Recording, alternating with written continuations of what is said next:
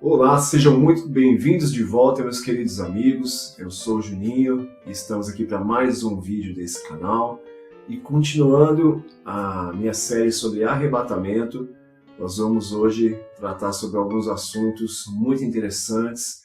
Tem alguns desdobramentos que é importante a gente entender para a gente dar continuidade ao nosso estudo e até compreender de uma forma mais geral em relação às profecias, aquilo que é escatológico, aquilo que é histórico. Então, o episódio de hoje está muito interessante. Antes da gente prosseguir, eu queria só fazer alguns agradecimentos, e pode parecer para alguns aí algo insignificante, bobagem, muito pouco, enfim. Mas eu quero agradecer porque nessa semana o meu canal ele alcançou e ultrapassou duas marcas que eu considero importantes para mim, para minha realização pessoal, que é a marca, primeiramente, de 50 inscritos no canal. Eu falei, nossa, 50 inscritos no canal. Para mim é importante, porque você que se inscreve, você está dizendo para mim, gostei do seu conteúdo e quero ser avisado sempre que você produzir mais alguma coisa. Isso para mim é uma honra. As pessoas ouvirem aquilo que você tem a dizer, ouvirem o seu ensinamento, valorizarem o estudo que você prepara e você traz o material, você pesquisa. Quando as pessoas valorizam isso, se agradam desse conteúdo e elas dizem, gostei e quero mais disso que você oferece, para mim é uma honra. E a outra marca é um vídeo que eu postei recentemente sobre numerologia. Ele ultrapassou a marca de 400 visualizações. Então eu também fico honrado porque foi o meu primeiro vídeo que alcançou essa marca. E se você for pensar, 400 pessoas, nesse momento que vos falo, está na marca de 400. 400 pessoas que se interessam sobre um conteúdo, se você for trazer isso para uma comparação de uma igreja, né, vamos colocar uma média de uma igreja de 100, 200 membros, 300 membros, se você trouxer isso para um auditório que está ouvindo um discurso seu, seja uma apresentação acadêmica de conclusão de curso, igual eu já fiz na faculdade, seja um seminário, 400 pessoas ouvindo o que você tem a dizer é muita coisa. Então, para mim, são dois motivos de honra e de orgulho. Agradeço a você que consome esse conteúdo, você que se inscreve, você que visualiza, porque esse é um canal que eu não tenho a opção de membro, eu não tenho descrição de Pix nos comentários para você contribuir de alguma forma com o canal, nem nada do tipo. Eu não sou monetizado pelo YouTube, então não é dinheiro, não se trata de dinheiro, se trata simplesmente de transmitir conhecimento e saber que algumas pessoas podem estar recebendo esse conhecimento e sendo beneficiadas e abençoadas de alguma forma. Então a todos vocês que visualizam, que se inscrevem, o meu muito obrigado, que Deus os abençoe grandemente. Agora sim, vamos dar continuidade aqui ao nosso seriado. Nós vamos ver os textos que nós vamos trabalhar hoje e eu queria que você prestasse bastante atenção porque ele tem algumas associações importantes aqui. Tá? Então vamos lá. Bom, seguindo aqui a nossa árvore escatológica, nós vamos ter aí a linha que divide o episódio de hoje e a nossa referência em Mateus 24 vai estar nos versos de 10 a 14. Então, o verso 10 de Mateus 24, que é a nossa linha principal de segmento, ela diz assim: nesse tempo, muitos serão escandalizados e trair-se-ão uns aos outros, e uns aos outros se odiarão. E surgirão muitos falsos profetas, e enganarão a muitos. E por se multiplicar a iniquidade, o amor de muitos esfriará. Mas aquele que perseverar até o fim, esse será salvo. E esse evangelho do reino será pregado em todo o mundo, em testemunho a todas as nações, e então virá o fim. Então, um detalhe importante é você ver que o verso 14, Jesus diz que o fim chegou. Tá? E aí a gente lembra dos pontos de referência de episódios anteriores, ó.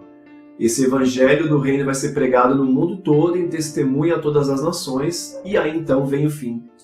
Então a gente não sabe o dia nem a hora, mas podemos identificar o período. Nós já falamos em episódios anteriores sobre a Pax Romana, que é quando Jesus ali ele fala, né, que guerras, rumores de guerras, e ele dá referências e depois Paulo confirma, foi quando disserem paz e segurança, virá sobre vós repentina destruição. Perceba que no discurso nós conseguimos identificar os períodos do fim e de alguns acontecimentos. Fica com essa informação aí. Vamos para o próximo texto. Marcos capítulo 13. Vamos lá. Nós temos o verso 12 e o 13, e aí nós temos o 10, que foi realinhado aqui para estar em acordo com o texto de Mateus 24. Então diz assim, ó: e o irmão entregará à morte o irmão, e o pai ao filho, e levantar-se-ão os filhos contra os pais, e os farão morrer.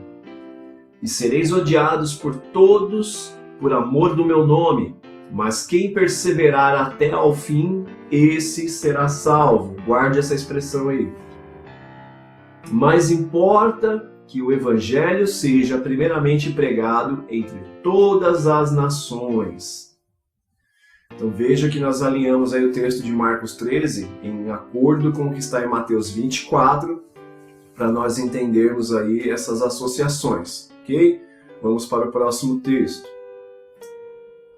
Lucas 21, nós temos aí do verso 16 ao verso 19. E até pelos pais e irmãos e parentes e amigos sereis entregues, e matarão alguns de vocês.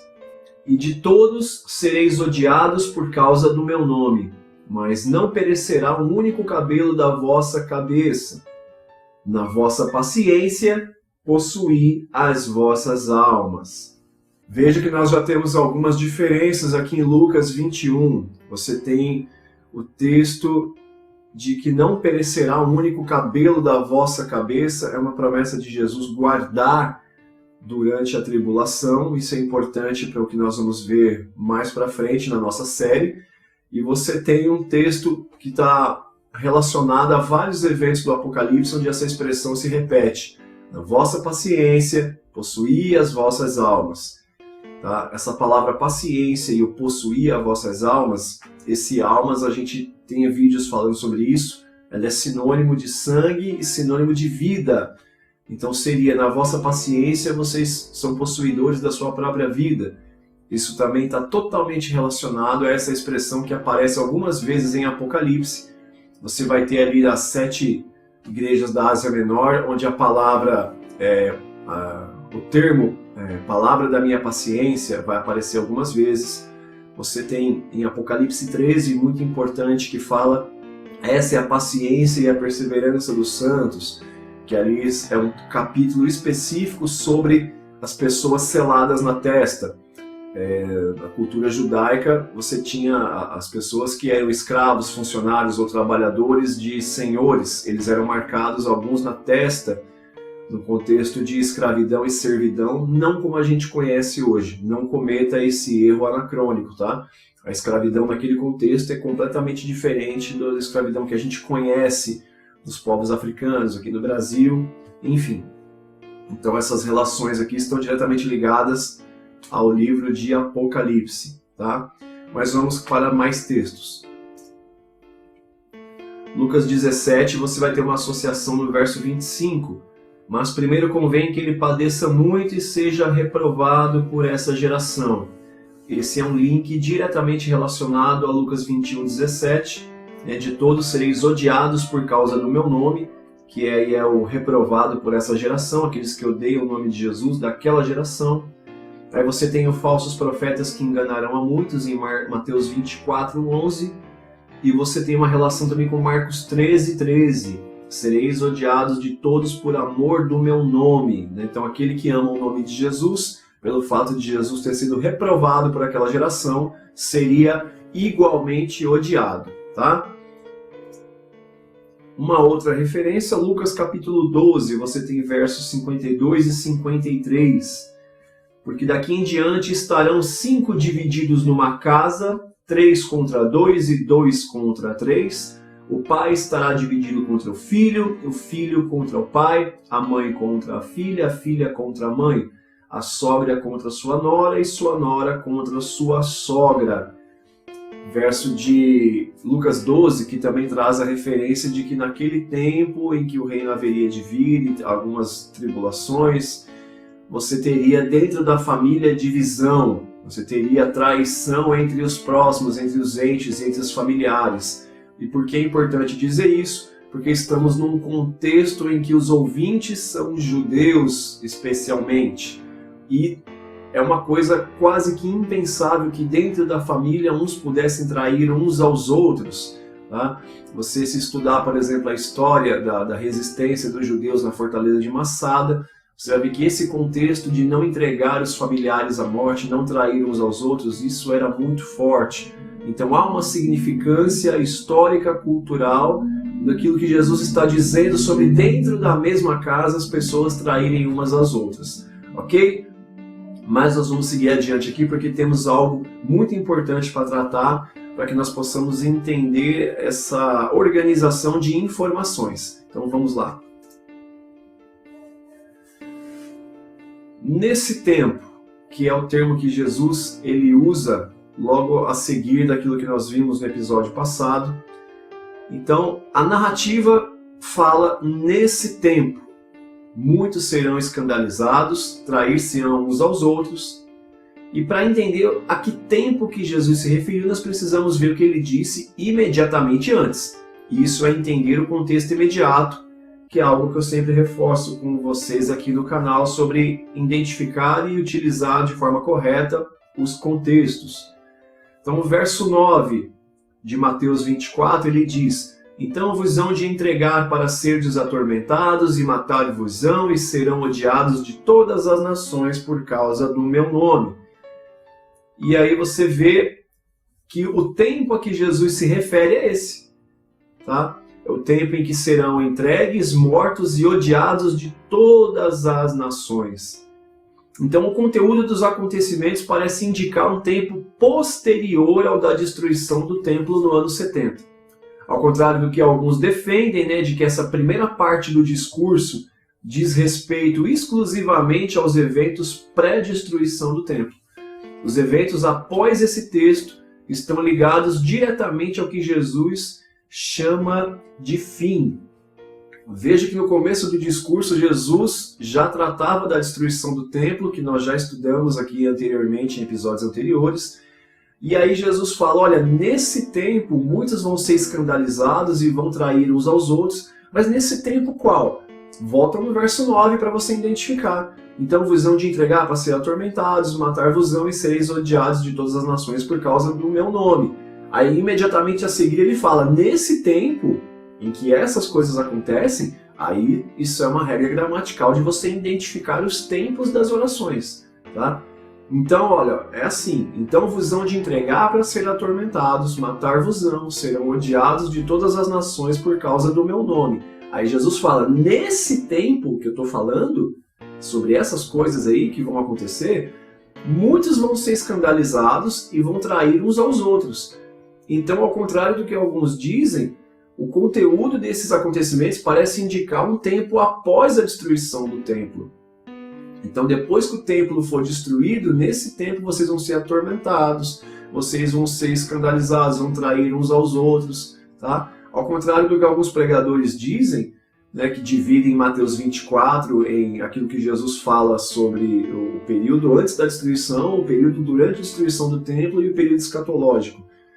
Não é exatamente assim que funciona gramaticalmente falando, analisando friamente o texto, tá? Então, olha novamente. O conteúdo dos acontecimentos parece indicar um tempo posterior, depois da destruição do templo no ano 70. Ao contrário do que alguns defendem, de que essa primeira parte do discurso, né, alguns falam que até o verso 14 ali, diz respeito exclusivamente aos eventos pré-destruição do templo. Os eventos após esse texto estão ligados diretamente ao que Jesus chama de fim.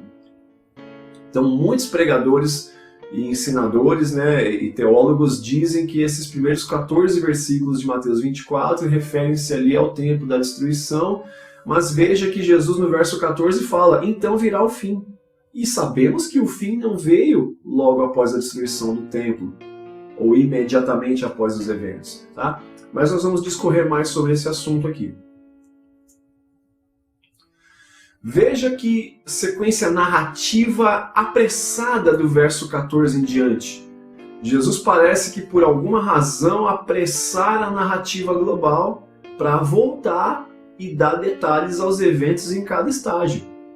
Então veja abaixo como que organiza as informações partindo da onde? Das perguntas que tem em Mateus 24, verso 3, até a resposta que culmina no fim de todas as coisas no verso 14, tá?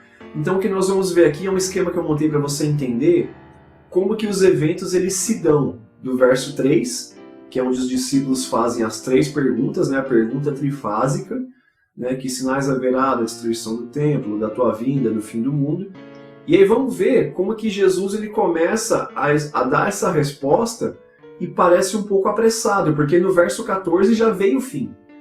E depois nós vamos observar como que ele volta depois e vem trazendo detalhes. Tá? Então veja como é que está o esquema aqui, segue aqui.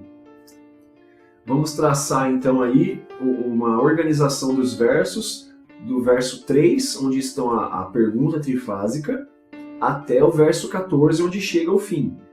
Então veja aí, o verso 3 de Mateus 24, tem as 3 perguntas, né? Quando serão essas coisas? A destruição do templo, no caso, né? Eles estão no templo observando tudo e Jesus fala que não vai ficar pedra sobre pedra, e aí eles perguntam, quando serão essas coisas?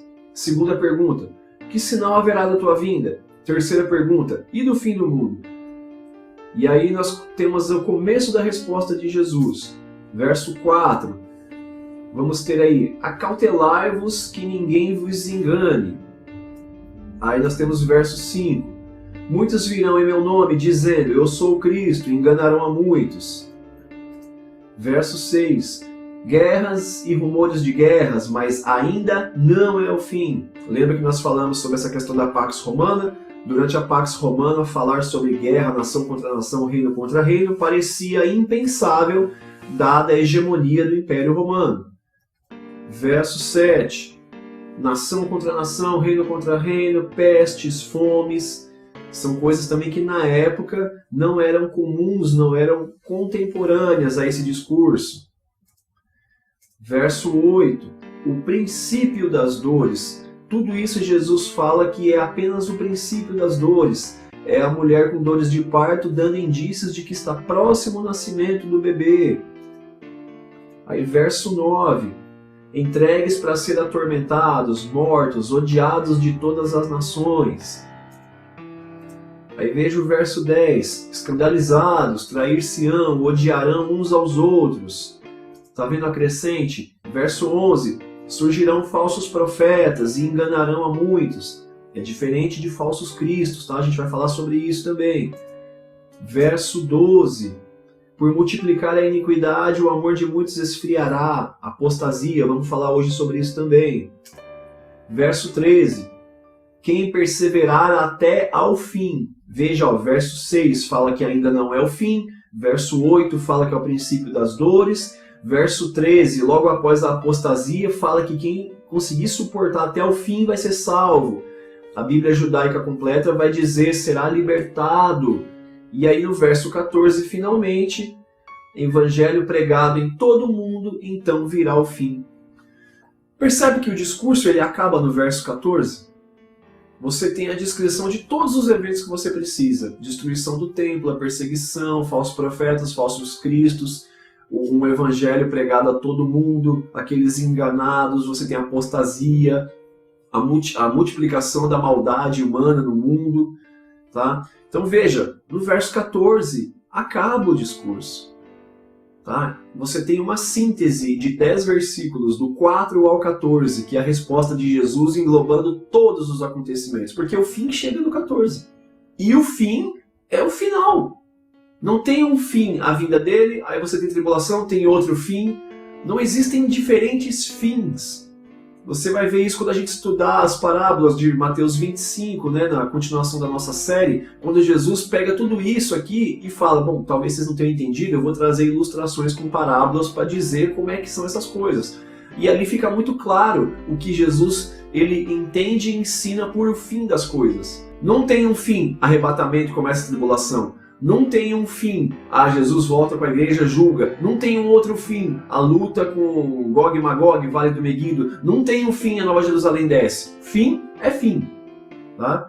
Então aqui você tem verso 6, mas ainda não é o fim. Você tem verso 8, isso são só o princípio das dores. Você tem verso 13, aquele que perseverar até ao fim será salvo. E aí no verso 14, então virá o fim, após o evangelho ser pregado no mundo todo. É esse conceito e esse entendimento textual que eu tanto bato na tecla, e essa série é para isso. É para nós termos o entendimento do texto, tá? Não com inferências, não com aquilo que eu acho, não com apelo à autoridade, porque Darby, porque Moody, porque Scofield, porque eles entenderam. Não, sem apelo à autoridade. Vamos ao texto. Até porque eu vou dizer uma coisa agora muito polêmica, mas eu e você sabemos muito mais sobre a palavra de Deus do que os apóstolos. E do que esses homens dos séculos anteriores. Por quê? Porque hoje nós temos liberdade de estudo e de pesquisa, temos recursos tecnológicos, temos a internet, temos cópias impressas de materiais que eles não tinham, temos a arqueologia entrando em lugares que eles não podiam, encontrando coisas que não podiam. Sabia que na nossa era atual, somente na década de 40 descobriram a Babilônia? Antes disso, sequer tinha provas arqueológicas. Não se podia provar a existência de Nabucodonosor, do rei Davi, da existência da Babilônia. Sabia que somente em 1947 encontraram todos os manuscritos, os pergaminhos do Mar Morto e puderam confirmar que a Bíblia de fato foi escrita daquela forma e se preservou até hoje? Estamos falando da Era Comum, do nosso século passado, né? Porque nós estamos em 2023, mas no século passado, nos anos de 1900. Então hoje nós temos mais acesso, nós temos mais informação, mais confirmações, mais tecnologia, nós temos mais conteúdo impresso, mais capacidade de pesquisa, mais pessoas falando abertamente sobre o assunto, debatendo, discutindo, aprendendo, ensinando em universidades. Nós conhecemos mais a palavra de Deus do que os apóstolos, do que esses homens, esses profetas. A diferença é que eles têm um entendimento contemporâneo infinitamente melhor do que o nosso, porque eles viveram no período em que a história estava sendo construída, que a palavra de Deus estava sendo escrita e concluída. Então, o mérito deles é que eles tinham a revelação latente, pulsava neles, eles estavam vivendo a palavra que hoje nós lemos. Esse é o mérito deles. Mas o conhecimento do texto, do cumprimento das profecias, a capacidade de pesquisar, ter uma cópia impressa em casa que eles não tinham, nós conhecemos mais que eles, mas eles entendiam algumas coisas muito melhor do que nós. Mas devido ao cumprimento que nós vimos e eles não alcançaram, nós temos entendimentos mais esclarecidos do que eles. Eu vou chegar nesse ponto aqui no episódio, mas vai ter um momento que você vai entender isso. Seguindo aqui então, olha, vamos entender um conceito muito importante da gramática, da literatura, que é a prolepse, tá? Então, vamos ver como é que isso aqui é muito importante para a nossa compreensão desse texto. Lembrando, a pergunta é feita em Mateus 24:3, Jesus começa a responder no Mateus 24:4 e no Mateus 24:14 tudo acaba, chegou o fim. Mas por que ainda tem tanto texto no capítulo 24 de Mateus depois do verso 14? Vamos entender aqui. Prolepse. O formato de narração aparentemente escrito por Mateus, que difere muito dos outros evangelhos, é conhecido entre os gregos e chama-se prolepse. Prolepse, que do grego é prolepsis, quer dizer ação de antes, ou ação de antecipar. É um substantivo feminino, temos dois significados aí pelo dicionário: ocorrência precoce ou prematura de algo, né? É uma antecipação. E o segundo significado, uma previsão de algo ainda não conhecido ou acontecido, uma antevisão, uma antecipação, uma pré-noção. Então o que é isso aqui? é quando eu estou te contando um relato e eu te adianto uma conclusão, eu te antecipo um desfecho, eu sintetizo de início para você, e aí depois eu retomo a narrativa e vou detalhando ela. Então é o ato de eu ir antecipando o clímax para você. Tá? Isso é uma característica literária grega, e Mateus era um dominador dessa característica, ele escrevia muito bem. Ele, por ser um publicano que fazia relatórios detalhados para Roma, e ele tinha que mexer com a parte de cálculo, ele tinha que fazer o relatório com as descrições de acordo com o que o Império Romano exigia, ele era um dominador desse tipo de escrita. Mas isso não é um mérito somente de Mateus, tá? Isso aqui é para dizer entre os sinóticos. Você vai ver outras ocorrências na Bíblia desse formato de narrativa e característica literária, tá? Esse formato de discurso ou narrativa é muito comum entre os judeus e aparece em algumas outras oportunidades na Bíblia Sagrada, como por exemplo Gênesis capítulo 1 e 2, Mateus no capítulo 6 e todo o Apocalipse, você vai ver essa forma literária. Também Daniel capítulo 8 e 9, aqui é um pouco mais complicado esse de Daniel, né? Ele exige que você use os textos dos primeiros capítulos de Daniel, mas o 8 e 9 você observa, principalmente da parte do anjo que dá revelação para Daniel, ele traz algumas sínteses de eventos, depois ele retoma com uma outra visão para explicar aquela visão anterior, só que agora com mais detalhes.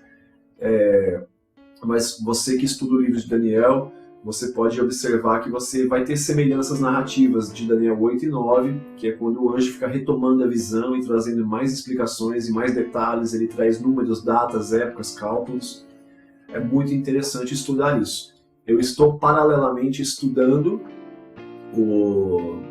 todo o livro de Daniel, as profecias e tal, e fica aqui já um convite para o próximo episódio. O verso a seguir de Mateus 24 vai falar sobre o abominável da desolação mencionado em Daniel.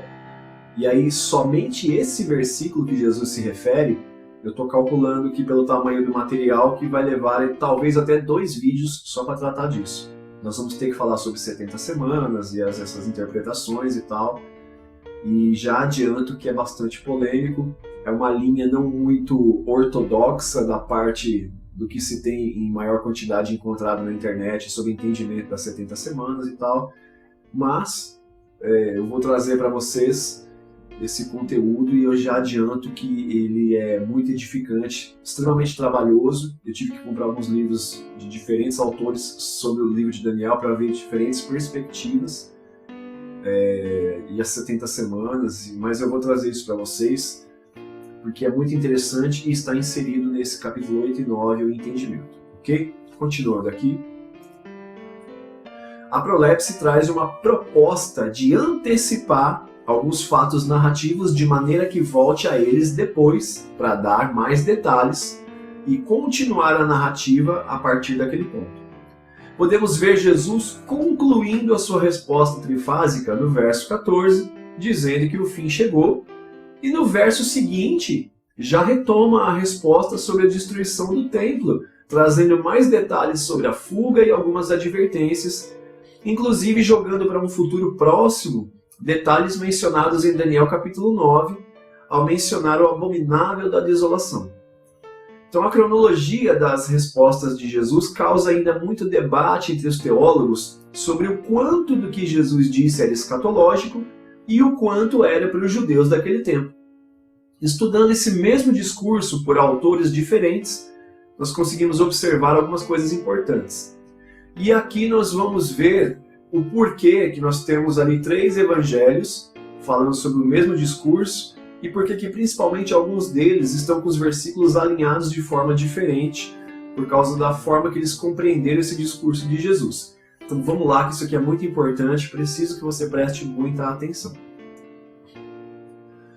No caso de Mateus, ele não se preocupou em detalhar a cronologia das respostas porque com uma mente judaica, né, o autor judaico para leitores judaicos, né, ele concluiu que a sua forma de escrever as palavras do mestre não traria dificuldade aos judeus de lerem e entenderem cada momento do que Jesus estava escrevendo.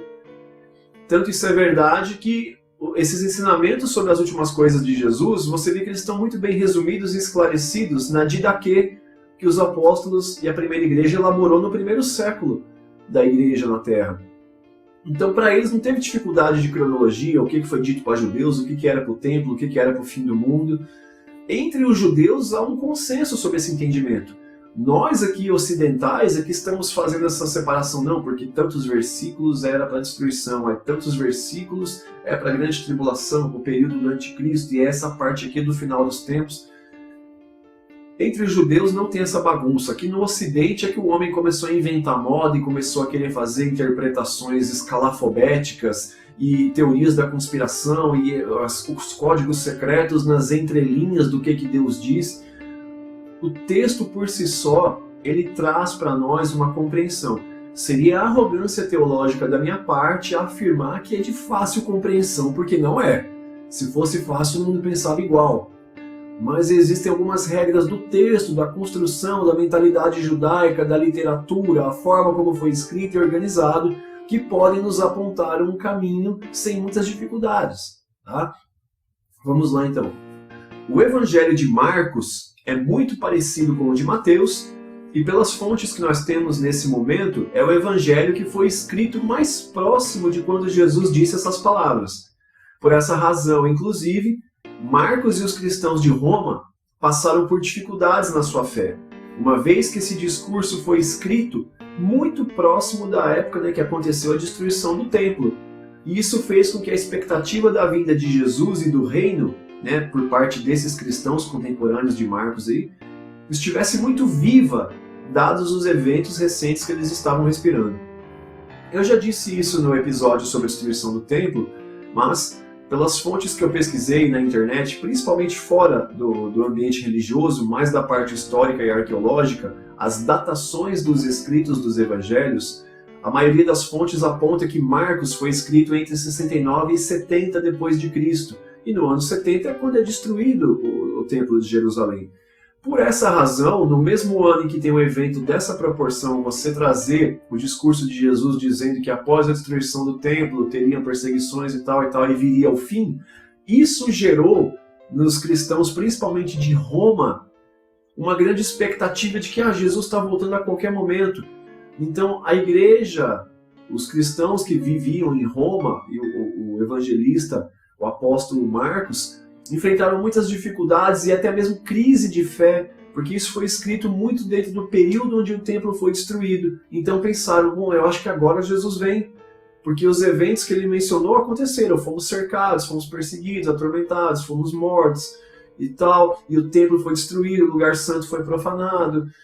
Então só pode ser o fim agora. Então veja que esse povo enfrentou uma grande crise. O Evangelho de Marcos ele trata dessa contemporaneidade da destruição do templo.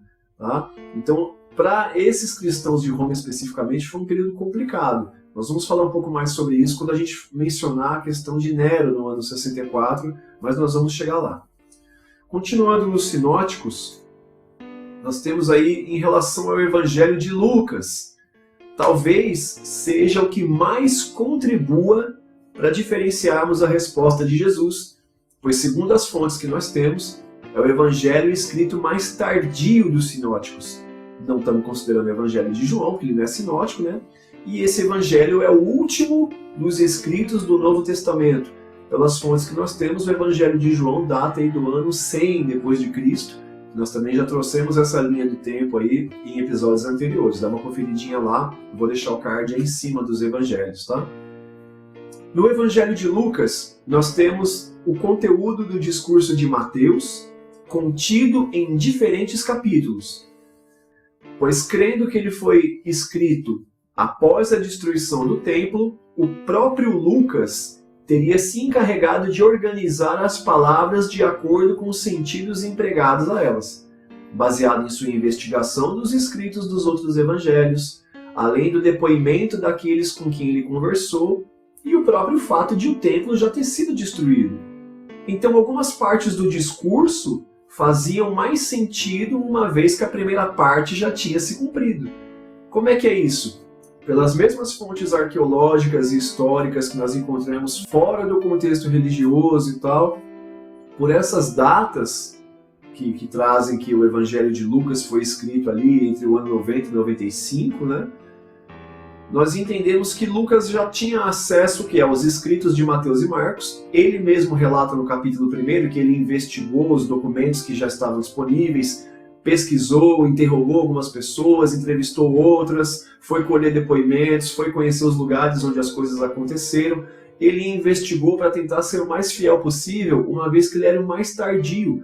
Sabemos que Lucas, assim como Paulo, foram apóstolos que não conviveram com os outros apóstolos e muito menos com Jesus. Eles são de um tempo após, né?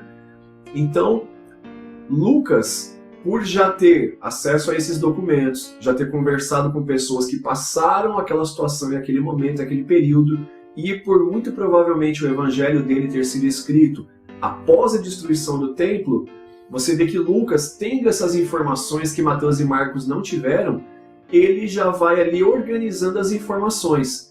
Por exemplo, se você tem um texto que fala que Jesus diz que o templo vai ser destruído, e quando você vai escrever o seu relato, isso já aconteceu, percebe que você já tem ali uma certa bagagem para organizar algumas informações especificamente? Por isso que desse discurso de Mateus 24, nós vamos ver Lucas colocando algumas informações em Lucas 12, outras em Lucas 17 e algumas de fato em Lucas 21.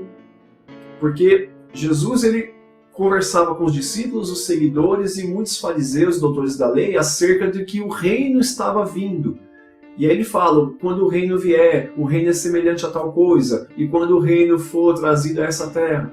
E aí ele traz alguns textos ali.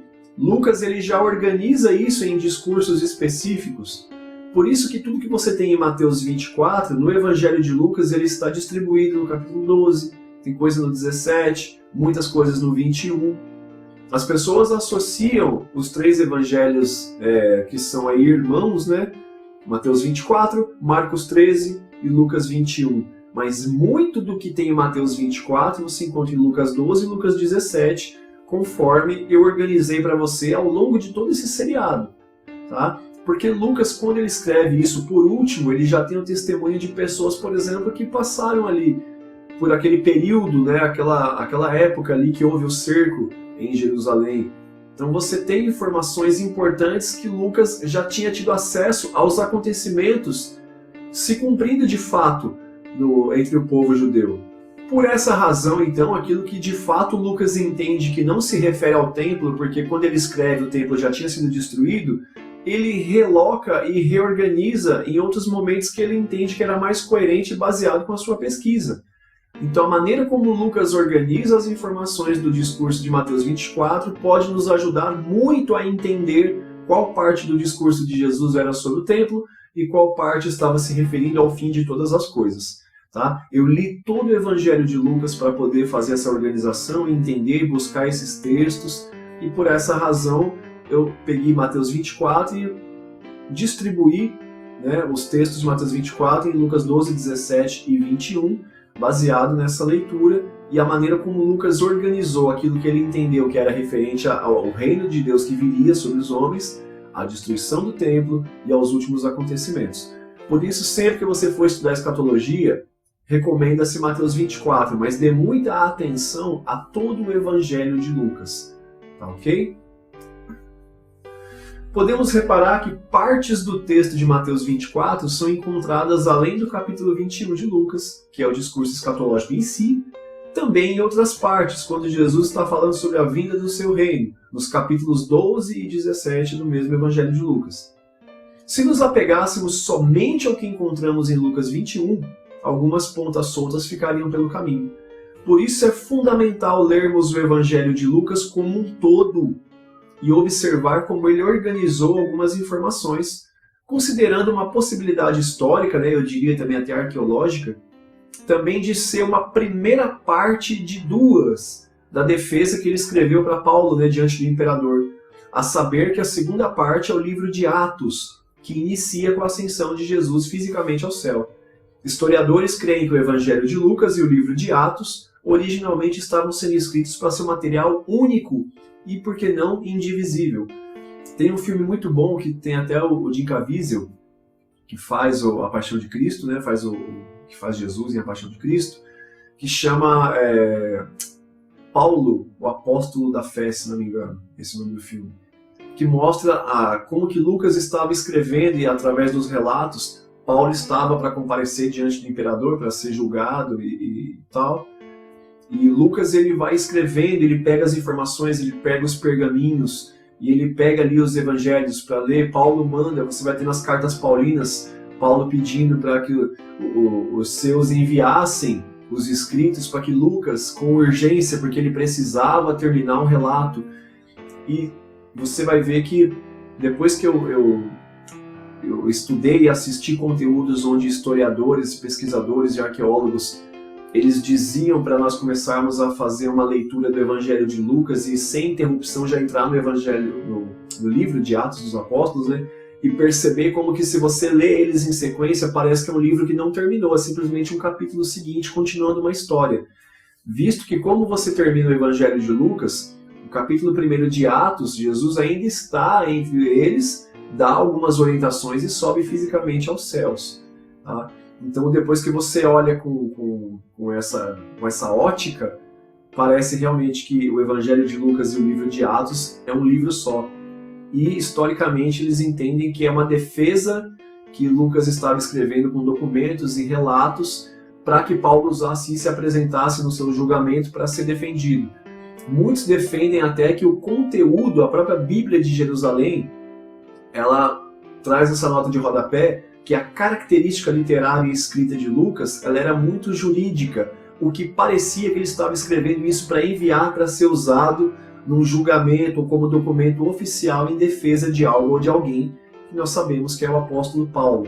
Tá? Inclusive, eu não consegui trazer os meus livros, as minhas bíblias hoje, esse estúdio é na casa dos meus pais, né? Esses livros e bíblias, que a vez ou outra eu mostro para vocês aqui, quando estão aqui, né, que é mais ou menos uma quantidade igual ou maior do que essa, que fica no apartamento onde eu moro, não consegui trazer, mas eu tenho a Bíblia de Jerusalém, vou colocar na tela uma imagem dela aí, e alguns outros livros que eu vou mencionar, que trazem excelentes notas de rodapé sobre possibilidades de tradução e sobre a mentalidade e os acontecimentos da época em que foram escritos. Tá? E lá traz essa nota de rodapé extremamente importante sobre a escrita de Lucas, o período, a finalidade, a relação com o livro de Atos e com o apóstolo Paulo. É muito importante termos esse entendimento. Tá? Então aqui nós temos que ter essa visão de quando Lucas escreve tudo que escreve no seu evangelho, né? Ele já tem acesso a algumas informações daquilo que já aconteceu, que já se cumpriu, pessoas que passaram aquele período, ele conseguiu ler os evangelhos que já estavam disponíveis na época, né? Algumas das cartas de Paulo. Então, quando você for estudar escatologia, o discurso das últimas coisas, dê uma atenção especial ao evangelho de Lucas, tá? Então, sobre prolepse ainda, eu mencionei alguns exemplos quando nós começamos a tratar disso, e eu quero te trazer esses exemplos na Bíblia, tá? Então vamos olhar algumas situações, alguns textos bíblicos, onde a prolepse está muito presente. Então vamos lá. Eu tinha falado de Gênesis 1 e 2, né, o capítulo 1 e capítulo 2, que a prolepse ela aparece aqui. E veja que nós estamos falando aqui de um escrito antigo feito por Moisés, tá? Então olha só, Gênesis capítulo 1, verso 1. No princípio criou Deus o céu e a terra. E aqui tem uma síntese já que resume toda a criação. Tem as teorias aí da lacuna, tem a escola scofieldiana de Darby, enfim, né, dos dispensacionalistas, né, que os dispensacionalistas defendem, de que entre esse período de tempo aqui desse versículo para tudo que vem a seguir, a terra já foi destruída, foi refeita, enfim. Essa expressão céu e a terra, ela traz no contexto da fala e da escrita hebraica, né? A tradição oral e escrita, da Torá principalmente, o termo céu e terra sempre vai se referir a toda a criação que existe no nosso planeta, ok? Então você vai ver essa relação aparecendo várias vezes em outros textos, principalmente do Antigo Testamento. Mas aqui, pela escrita da prolepse e pelo hebraísmo, que eu também já mencionei em outros vídeos meus, vou deixar um card aí sobre o hebraísmo e como ele se aplica, você vai ver que aqui o primeiro versículo resume tudo. E isso vai aparecer mais de uma vez. Então eu não estou escolhendo um texto onde isso coincidentemente aparece ou manipulando a minha vontade. Isso vai aparecer mais vezes. Vamos seguir aqui. Versículo 1. No princípio criou Deus o céu e a terra. Aqui é uma síntese, já resume tudo. A partir do verso 2. E a terra era sem forma e vazia, havia as trevas sobre a face do abismo, o Espírito de Deus se movia sobre a face das águas. Aí vamos já adiantar para o 5. Deus chamou a luz dia e as trevas noite, foi tarde e manhã o dia primeiro. Se somente no verso 5 nós temos a conclusão do primeiro dia, como que Deus criou tudo que existe no verso 1? É aí onde alguns tentam colocar a teoria da lacuna, que eu não aceito mais de jeito nenhum, porque não tem texto que sustenta. É uma inferência totalmente baseada na cientificidade dos fósseis dos dinossauros e das datações das rochas, enfim. Não é bíblico, tá? Eu tenho minissérie falando sobre isso, eu tenho vídeo sobre a teoria da lacuna, dá uma conferida lá para você entender isso melhor, eu não vou me repetir aqui, tá? Mas veja, o primeiro dia se conclui no verso 5. Tudo é criado no verso 1, e depois ele retoma e vem destrinchando dia por dia o que cada coisa foi criada em cada dia. Aí a gente adianta para o verso 8. Chamou Deus a expansão céus, né? Ele tinha acabado de fazer uma separação entre águas e águas, né? E aí essa expansão ou firmamento ele chama de céu. E foi tarde e manhã o dia segundo. Veja, no verso 1 ele cria o céu e a terra. Mas no verso 8, depois que ele separa águas de águas, aí ele pega esse firmamento e dá o nome de céu. Tá vendo como ele já foi criado, mas a ideia depois foi retomada para explicar como foi feito? Prolepse. Aí adianta lá para o verso 27, né, que é o famoso. Criou Deus o homem à sua imagem, a imagem de Deus o criou, homem e mulher os criou. O texto fala da criação do homem e deixa claro que ao mesmo tempo foi criado um homem e mulher. Ok? Adiantando lá para Gênesis 2 agora. Veja que no capítulo 1 de Gênesis passaram apenas 6 dias, Deus não descansou ainda. Começa o capítulo 2. Assim os céus e a terra, olha a mesma expressão de Gênesis 1:1, e todo o seu exército foram acabados. O termo aqui exército é um coletivo para toda a criação, sejam anjos, animais, homens, criaturas, plantas, todo o coletivo de existência era usado aqui o termo exército. Tá vendo que aqui no verso 1 de Gênesis 2, tudo que foi criado foi terminado? Estamos em Gênesis 2:1. Aí olha só o sétimo dia onde Deus descansa, verso 2. Havendo Deus acabado o dia sétimo, a obra que fizera, descansou no sétimo dia de toda a sua obra que tinha feito. Ele cria tudo em Gênesis 1:1, a partir do 2 ele cria tudo, termina em Gênesis 2:2 e aí descansa de toda a obra. Tá? Vamos adiantar lá, versículo 7. E formou o Senhor Deus o homem do pó da terra, soprou em suas narinas o fôlego da vida, e o homem foi feito alma vivente. O homem já tinha sido criado em Gênesis 1:27. Mas aí, isso é uma prolepse. Então você tem aqui duas prolepses. Versículo 1:1 de Gênesis resume toda a criação. Todo o capítulo 1 até o comecinho do 2 detalha cada um dos 7 dias. E aí, a partir do verso 3 de Gênesis 2, dentro de cada dia tem o detalhe do que aconteceu em cada dia. Então há duas prolepses, há duas sínteses. Uma ideia geral de criação, retoma e explica. Explicou os 7 dias? Retoma e explica cada um dos 7 dias. Seria mais ou menos como você dissesse: nossa, a minha semana foi complicada. Síntese. Aí você fala: tive problema na segunda-feira, tive briga no serviço na terça, discuti com a esposa na quarta, briguei com o filho na quinta, e aí chegou o domingo. Teve um outro resumo de 7 dias, correto? Aí você retoma: nossa, na segunda-feira foi complicado, porque aconteceu tal coisa no trabalho, e aí isso aqui deu errado, não consegui fechar o relatório, e meu dia foi conturbado, não consegui resolver. Mas o pior aconteceu na terça, eu briguei com a minha esposa e foi um motivo bobo, logo de manhã. Tá vendo como que eu estou retomando cada dia? É um segundo detalhamento, é o que acontece em Gênesis 1 e 2. É a mesma coisa, veja, o homem é criado em Gênesis 1:27, e aqui Deus detalha a criação em Gênesis 2:7. E aí você vai ver que aqui ele cria um homem, ele menciona todo o trabalho que o homem fez de nomear a relva, os animais e tal, e a observação de que o homem estava sozinho, porque as espécies tinham pares. E aí lá no 22, olha o que acontece. Da costela que o Senhor Deus tomou o homem, formou uma mulher e trouxe a Adão. Ele cria o homem no 7 e cria a mulher no 22. Mas tudo isso está inserido no mesmo dia. que lá no capítulo 1 acontece somente no verso 27. Viu o tamanho do detalhamento que existe aqui? Isso aqui é o que nós conhecemos como prolepse. Um segundo exemplo aí, para parecer que não é uma coincidência que eu estou sendo manipulador. Mateus capítulo 6. Olha, aqui está bem facinho de entender, bem didático. Ó. Verso 25. Por isso vos digo, não andeis cuidadosos quanto à vossa vida, pelo que haveis de comer, pelo que haveis de beber, nem quanto ao vosso corpo, pelo que haveis de vestir. Não é a vida muito mais do que mantimento e o corpo mais do que vestuário? Aqui Jesus resumiu. Não fica ansioso com o que tem que comer, beber e vestir. A vida não é muito mais do que tudo isso? Agora olha o 28, como é que ele começa a detalhar. E quanto ao vestuário, por que andais solícitos? Olhai para os lírios do campo, como eles crescem, não trabalham nem fiam. E eu vos digo que nem mesmo Salomão em toda a sua glória se vestiu como qualquer deles. Pois se Deus assim veste a erva do campo, que hoje existe e amanhã é lançada no forno, não vos vestirá muito mais a vós, homens de pouca fé?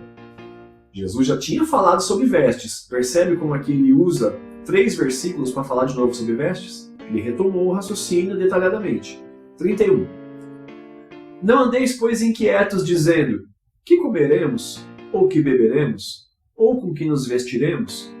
Porque todas essas coisas os gentios procuram. De certo, vosso Pai Celestial bem sabe que necessitais de todas essas coisas. E aí vem a conclusão. Mas buscai primeiro o reino de Deus e sua justiça, e todas essas coisas vos serão acrescentadas. Olha que interessante, no verso 25 Jesus resume tudo. Cara, não fica preocupado com o que você tem que comer, beber e vestir. A vida não é muito mais do que isso. Aqui ele resumiu. Se ele pulasse direto para o verso 33 e falasse, buscai primeiro o reino de Deus e a sua justiça, e todas essas coisas serão acrescentadas. Já resumiria, já estaria tudo certo. Não anda preocupado com o que você tem que comer, beber e vestir. A vida é muito mais do que isso. Busque primeiro o reino de Deus e a sua justiça, e essas coisas vão ser acrescentadas. Que coisa? Comer, beber e vestir. Isso aqui resolveria o problema. Mas por característica judaica de prolepse, de apresentar uma síntese, retomar o pensamento e detalhar para explicar, você vai ver que aí Jesus ele usa os textos do 28 até o 32. Quanto ao vestuário, por que está preocupado? Os lírios do campo se vestem melhor que Salomão? Por que estão inquietos, dizendo o que nós vamos comer, o que nós vamos beber? Deus sabe que vocês precisam de tudo isso. E aí vem o verso 33. Busca primeiro o reino de Deus e a sua justiça, e essas coisas aí, ó, comer, beber e vestir, vão ser acrescentadas. Percebe como que aqui é muito clara a prolepse? Todo o pensamento está resumido no verso 25. Mas aí Jesus ele pega, volta e detalha coisa por coisa sobre a veste, sobre comer, sobre beber. E no 33 ele resolve o problema. Busca primeiro o reino de Deus e a sua justiça. Tudo isso aí que Deus sabe que você precisa, e que você de fato precisa, vai ser acrescentado. Observe como eu marquei de vermelho aí, ó. Você tem todas essas coisas, aparece 3 vezes. Verso 33. Porque todas essas coisas os gentios procuram. E aí, o Pai Celestial bem sabe que necessitais de todas essas coisas. Buscar primeiro o reino de Deus e sua justiça, e todas essas coisas serão acrescentadas. Ainda tem aqueles que insistem. Eu tenho um vídeo sobre isso aí, sobre falácia bíblica. Tem os que insistem. Buscar o reino de Deus e sua justiça, e todas as coisas vão ser acrescentadas. Aí ele ampliou tudo. Carro, casa, apartamento, promoção, emprego bom. Não. E tem os que dizem, e as demais coisas serão acrescentadas. Que demais coisas? Quer dizer que além de comer, beber e vestir, se você buscar o reino de Deus, outras coisas também vão vir para você? Não! O termo todas essas coisas, aparece 3 vezes em 2 versículos, 32 e 33. É para não ficar dúvida. É que Jesus, como um judeu, ele tem a complicatória, né? Que ele sintetiza o pensamento, retoma, detalha, e Jesus ainda acrescenta um detalhe que os judeus não faziam, mas Jesus fazia. Ele ainda te dá uma parábola para ilustrar. Então ele pega a mesma coisa e destrincha ela 3 vezes. Sintetiza, retoma o pensamento, detalha e traz uma ilustração de exemplo. Que é o que acontece em Mateus 24. Jesus ele responde a pergunta, conclui o problema no verso 14, retoma lá o raciocínio para detalhar ainda mais os acontecimentos, porque ele sempre fica insistindo, cuidado, acautelai-vos que ninguém vos engane. Ele fica dizendo, eu vou deixar bem claro e vou repetir, vou ser repetitivo e enfático para que ninguém te engane. Não satisfeito, no capítulo 25 ele traz parábolas que são ilustrações explicando tudo o que ele explicou e detalhou e retomou e antecipou. Por isso que se gera tantas doutrinas aí, porque o pessoal pega e fala, se Jesus falou sobre a mesma coisa 3 vezes repetidas de formas diferentes, deve ser 3 coisas diferentes. Mas não é. É só você conhecer o texto, a característica literária. E talvez você que está me ouvindo, que é a pessoa que senta na igreja e ouve a pregação e aprende e toma aquilo para si e tenta aplicar na sua vida, talvez você não é a pessoa que vai procurar saber qual é a característica do escrito hebraico. Como pensava um judeu quando ele escreveu, quando ele lia alguma coisa? Qual que era o formato de escrita que chegava aos gregos e eles entendiam a mensagem? Talvez você não é essa pessoa e você não tenha obrigação nenhuma de ser. Você não precisa saber o hebraico, o grego, conhecer o latim, saber qual era a cultura judaica, o tipo de escrita, se era da esquerda para a direita, da direita para a esquerda. Só um spoiler, tá? E que nem mangá, você escreve ao contrário do que a gente lê aqui no mundo ocidental. Você não tem obrigação de saber, mas todo aquele que coloca a sua cara para poder falar e querer se meter a ensinar a palavra, aquele que ousa dizer que ensina o texto e a palavra, esse tem a obrigação de saber o correto. Tá? Esse tem a obrigação de ir atrás da informação, de destrinchar, não ter teologia de estimação. Tá? Claro que assim, sempre há uma tendência de ser fiel à denominação que você congrega e à linha teológica que ela adota. Tá? Eu, no caso aqui, eu sou o não muito ortodoxo nesse ponto, porque prefiro ser fiel ao texto que dá base para a denominação, e não a denominação que faz uso do texto. Mas quem se propõe a ensinar tem a obrigação de saber essas coisas. Saber a organização textual, características, sinônimos, o significado original, quem escreveu, que época, em que período, para que povo.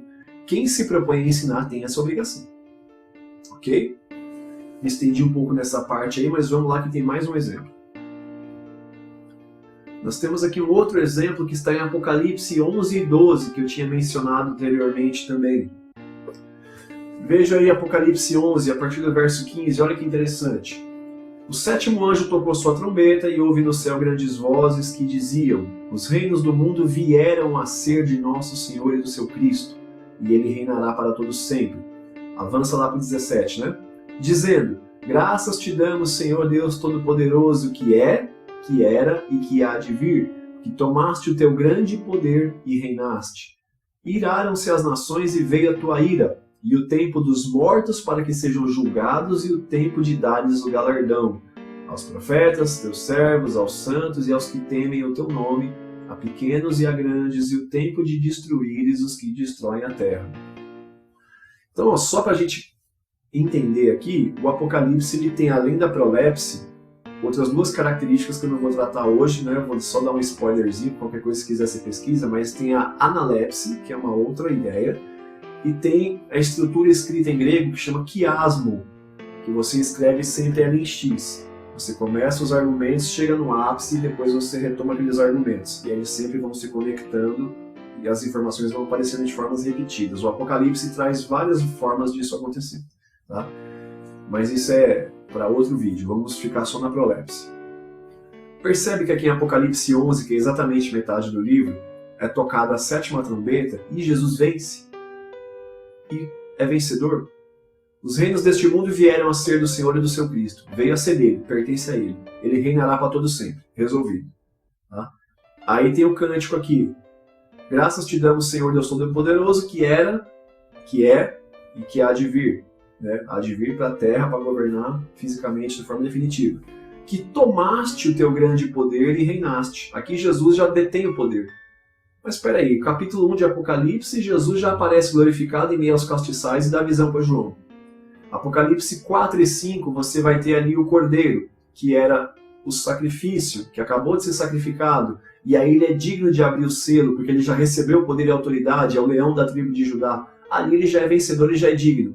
Aí aqui ele é de novo, no capítulo 11, tem umas linhas aí teológicas aí que eu falo nisso pira, né? Porque lê o Apocalipse como linear, do 1 ao 22 é uma história corrida, mas não é. Aqui no 11, tudo está consumado. Qual que é a prova disso? o que vem depois no 12. Antes da gente falar do 12, olha que interessante. Né? Tomaste o teu grande poder e reinaste. O poder já é dele, os reinos deste mundo passaram a ser dele, ele é vitorioso sobre tudo. Tanto que as nações ficam iradas. E veio a tua ira, a ira do Cordeiro. Então veio a tua ira, ou seja, Jesus veio ao mundo, eu entendo isso como o arrebatamento. O tempo dos mortos, né, a ressurreição, porque aí tem finalidade. O tempo dos mortos para que sejam julgados.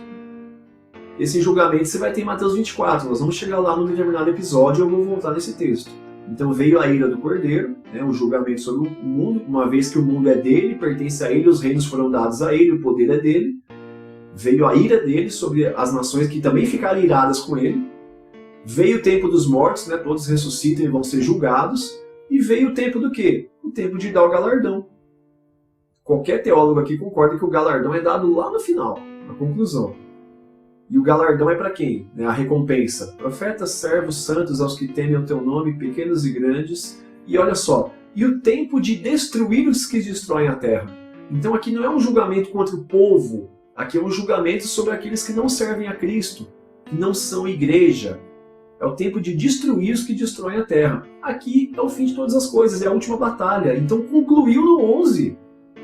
Ah, mas depois tem Apocalipse 19. É a retomada. Aqui está sintetizado. A partir do 12 vem o detalhamento do que acontece nos 11 primeiros. O primeiro capítulo é o que? Andando pelos 7 castiçais. Aí você tem capítulo 2 e 3 de Apocalipse, que é esse período da igreja até a vinda de Jesus, dividido por 7 igrejas simbólicas da Ásia. As igrejas são simbólicas. Por quê? Porque alguns creem, né, que na sexta igreja, né, te guardarei da hora da tentação, é a igreja do arrebatamento. Ah, mas tem uma sétima igreja que vem depois, que é o eis que estou à porta e bato. Então depois de arrebatado ainda tem uma outra igreja? Então não é toda igreja que é arrebatada? E as 5 primeiras? Ah, mas as 5 primeiras estão mortas. Então nós vamos chegar nisso, mas isso é uma grande viagem, cara. Tá? Então veja, você tem uma retomada a partir do 12. Entenda, Jesus venceu e já chegou na 7ª trombeta, no capítulo 11. A 7ª trombeta é a última de uma sequência de 7, que Paulo também fala sobre o toque da última trombeta, que Jesus fala em Mateus 24, que é o toque da trombeta, né, os anjos viriam. Nós vamos chegar lá, vai ter um episódio só para isso, eu vou voltar nesse texto. Eu estou apresentando aqui a prolepse. Jesus venceu no 11, e olha a retomada no capítulo 12. E deu à luz um filho homem, que há de reger todas as nações com vara de ferro, e o seu filho foi arrebatado para Deus e para o seu trono. Aí lá no verso 11, eles o venceram pelo sangue do Cordeiro, venceram quem? O dragão, a besta? E pela palavra do seu testemunho, e não amaram as suas vidas até a morte. Para a gente entender a prolepse, aqui é o capítulo 12, 12 é depois do 11, até aí beleza, né? Mas olha só, deu à luz a um filho que há de reger as nações, em Apocalipse 12, 5. Mas no 11, essas nações e os reinos deste mundo já vieram a ser dele. Percebe que é uma retomada? O seu filho foi arrebatado para Deus e para o seu trono. Isso em Apocalipse 12. Mas ele já é vencedor, ele já está no trono no 11. Que se você voltar a Apocalipse 1, ele já está glorificado, andando entre os castiçais. Apocalipse 4, o leão da tribo de Judá é o cordeiro que foi morto e se achou digno de abrir os selos. Tá vendo? O 12 está dizendo de uma realidade que iria acontecer, mas nos primeiros 11 capítulos de Apocalipse já veio acontecendo paulatinamente.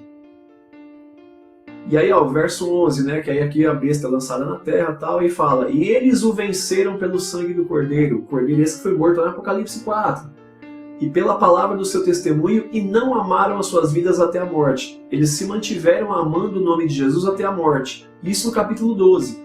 Lembra que agora no 11 a gente viu no verso 18 que chegou o tempo de julgar os mortos e dar galardão aos profetas, servos e santos que temem e amam o teu nome.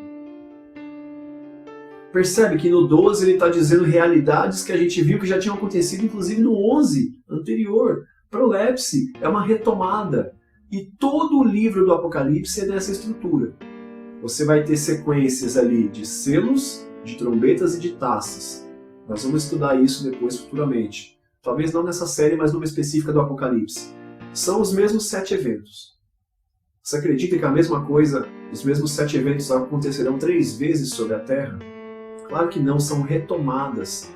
A diferença é que o selo eu estou conferindo a autoridade para executar, a trombeta eu estou anunciando que vai ser executado e as taças é a execução em si. É a mesma coisa. O conceito de prolepse é fundamental para você entender tudo que é escatológico, tudo que tem a ver com o cumprimento das profecias e o fim das coisas. Tá? Então esse exemplo de Apocalipse é o último que eu queria trazer para nós entendermos a prolepse. Espero que esteja ficando claro para você e que você comece a olhar esses textos com outros olhos. Tá? Então, próximo item do que nós vimos nos textos de hoje, trair-se-ão uns aos outros. Isso é muito importante, tá? Considerando o período entre a morte de Jesus e a destruição do templo, tivemos neste meio do caminho uma série de perseguições aos cristãos, né? Onde alguns relatos de Tácito e Flávio Joséfo indicam até pessoas sendo ameaçadas, subornadas e coagidas a entregarem seus irmãos e co-irmãos, e a localização das reuniões secretas para falar dos ensinamentos de Cristo. Eu já trouxe aqui em episódios anteriores o livro do Flávio Joséfo, que eu tenho a História dos Hebreus, que fala sobre isso. Tem um livro que eu consegui encontrar ele para comprar na internet, mas ele está um pouco caro, porque é o único item que já é de uma pessoa, que chama Os Anais, é um livro de Tácito, que ele relata esse mesmo período também. É um ponto de vista bem interessante. Continuando aí. Também temos um evento crucial no ano 64 d.C. Houve um incêndio em Roma, do qual Nero acusou os cristãos e os perseguiu severamente em Roma e nos arredores. Segundo Tácito, o historiador que eu acabei de mencionar, no seu livro Os Anais, a maior possibilidade é de que o próprio Nero teria causado incêndio para incitar essa perseguição aos cristãos. Veja que Tácito nem era um apoiador ou entusiasta das atitudes dos judeus e dos cristãos, mas ele tem uma fidelidade ao relato histórico. Tá? Durante esse período de perseguição, segundo a história, Simão Pedro foi martirizado. Então, durante esse período de perseguição, aí, pré-destruição do templo, o apóstolo Pedro teria sido morto, aquela história que todos conhecemos, né, da crucificação de ponta cabeça, porque ele não queria ser crucificado igual a seu mestre Jesus. Então, o trair-se uns aos outros, o que nós historicamente podemos observar nos fatos e nos relatos, é que aquele período de perseguição pós-morte de Jesus, pré-destruição do templo, as pessoas ali, respirando ameaças de morte, ou suborno, coação, o que fosse, começaram a entregar os da família e a localização de onde alguns irmãos se reuniam para estudar a palavra de Deus, ler os pergaminhos, né? Nessa época aqui eles se reuniam nos lares de alguns e principalmente nas catacumbas, tá? Nos sepulcros e lugares dessa natureza, ok? Então é o que nós temos a relatar sobre essa traição familiar que foi tanto mencionada: irmão contra irmão, nora contra sogra, sogra contra nora, filho contra pai, pai contra filho. Trair-se-ão uns aos outros e vos odiarão por amor do meu nome. Nós temos aqui relatos históricos que corroboram com essa afirmação que Jesus faz no seu discurso. Sobre falsos profetas, né, nós já tínhamos falado anteriormente sobre esses falsos profetas, Jesus já tinha dado uma pincelada sobre isso, e nós também já falamos sobre falsos cristos, tá? Nós comentamos bastante, tem um episódio inteiro só para falsos cristos, né? Então seria por acaso aqui uma repetição detalhada de um relato anterior? Desse caso aqui não. É importante diferenciar falso Cristo e falso profeta. Falso Cristo já vimos que são aqueles que se colocam como sendo o próprio Jesus retornado à Terra. Nós já vimos sobre falsos cristos, pessoas que se diziam o Jesus que já tinha voltado para a Terra. Tá? O falso profeta não é aquele que revela enganações ou erra previsões e profecias acerca do futuro, como Nostradamus e os sacerdotes maias lá, né, sobre a previsão do fim do mundo em 2012, né? Temos que entender por definição o que é um profeta e o que é profetizar. Vamos ver a seguir. Isso aqui nós já vimos antes, tá, pessoal? É só uma retomada, né? Estou fazendo aqui uma prolepse. Etimologia, né? A palavra em português profeta origina-se da palavra grega profetes, ou profeteses em alguns casos. Seu significado vindo de advogar ou discursar em público. Profetizar é falar publicamente a um grupo de ouvintes. A profecia está relacionada a transmitir uma mensagem oralmente, tendo recebido ela também oralmente ou através da escrita. Então, todo aquele que lia os pergaminhos publicamente com a finalidade de instruir, todo aquele que recebia a instrução da parte de Deus ou dos apóstolos, profetizava. Então nós temos esse conceito de que o profeta é aquele que revela de Deus, fala língua estranha, te conta uma coisa que ninguém sabe, revela teu CPF, diz o que vai acontecer.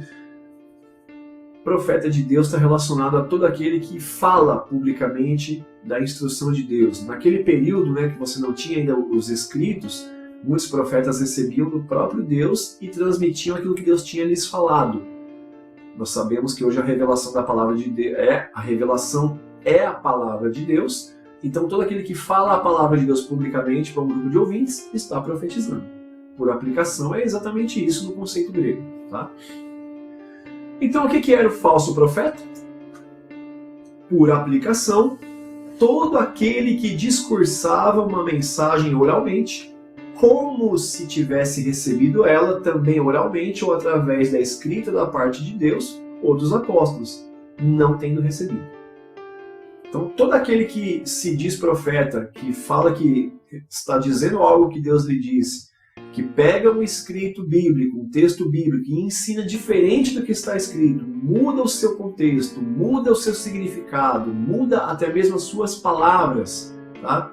É sabido aí que nós temos um texto catequético aí, que ele muda, por exemplo, os mandamentos, ele troca alguns mandamentos, muda algumas coisas de lugar, e isso está errado, não se muda a palavra de Deus.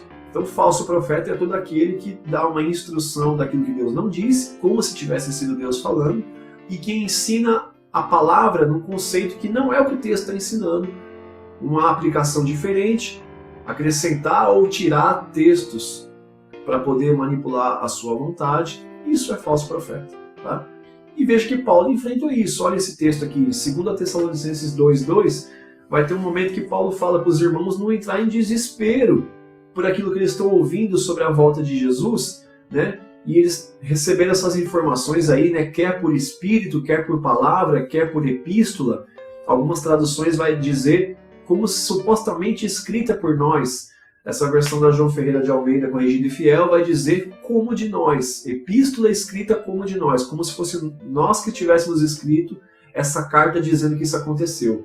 Então veja que o povo de Tessalônica estava até recebendo documentos falsos, como se fossem os apóstolos dizendo tal coisa, faça isso, faça aquilo, aconteceu isso, aconteceu aquilo.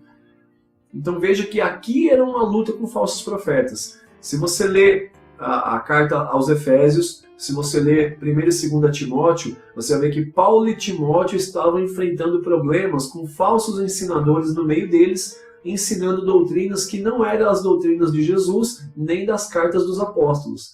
Então isso é falso profeta, é o falso ensinador, é o falso mestre, tá? Também, olha, todo aquele que lia os pergaminhos publicamente com a finalidade de instruir, mas alterava o conteúdo da mensagem ou do texto, tirando ou acrescentando ou modificando o seu conteúdo, seja para benefício próprio ou simplesmente para fazer as pessoas se perderem, ou em muitos casos dispersarem as igrejas que estavam começando nos lares ali, tá? É o exemplo que eu mencionei já, que aconteceu em Éfeso. Você encontra isso principalmente na primeira carta de Paulo a Timóteo.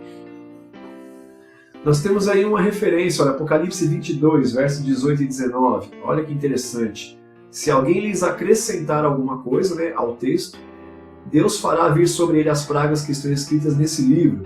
E se alguém tirar quaisquer palavras do livro dessa profecia, Deus tirará a sua parte do livro da vida e da cidade santa e das coisas que estão escritas neste livro. Olha o perigo de você ensinar a palavra de Deus, colocando coisa que não tem, tirando coisa que tem.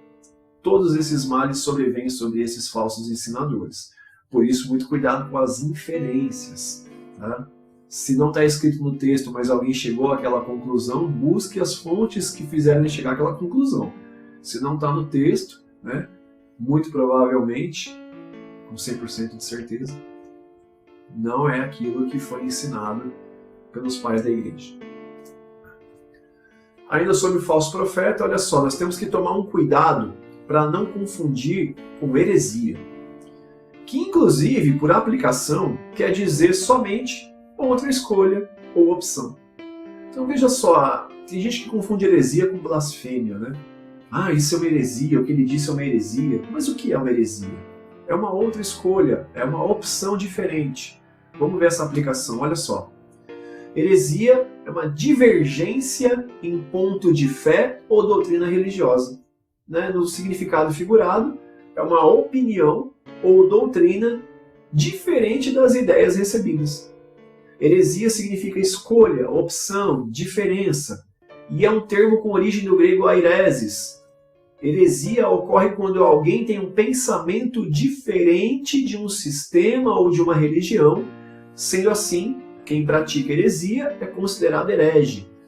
Isso aqui se disseminou muito na Idade Média, né, quando a igreja já romanizada, somente os bispos cardeais, os padres, né, e tal, eles tinham a escritura sagrada, né, as cópias escritas eram escassas nessa época, né, não por acaso é chamada de Idade das Trevas, olha que coisa.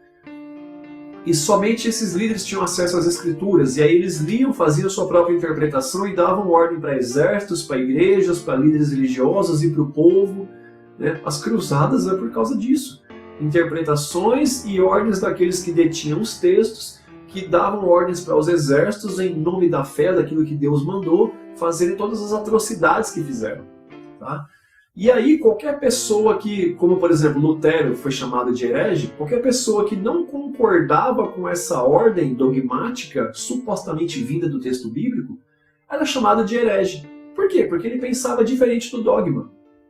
Então, ó, exemplo, à luz da aplicação de heresia, o dispensacionalista, ele olha para aquele não dispensacionalista e um é herege aos olhos do outro, porque eles têm posições, opiniões, escolhas interpretacionais diferentes umas das outras. Aos olhos uns dos outros, eles são hereges. O pré-tribulacionista, aos olhos do pós-tribulacionista, um é herege aos olhos dos outros, porque tem posições e opiniões diferentes sobre uma doutrina.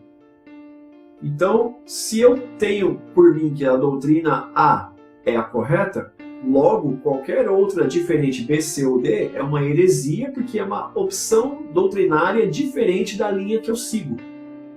Então, por aplicação é isso.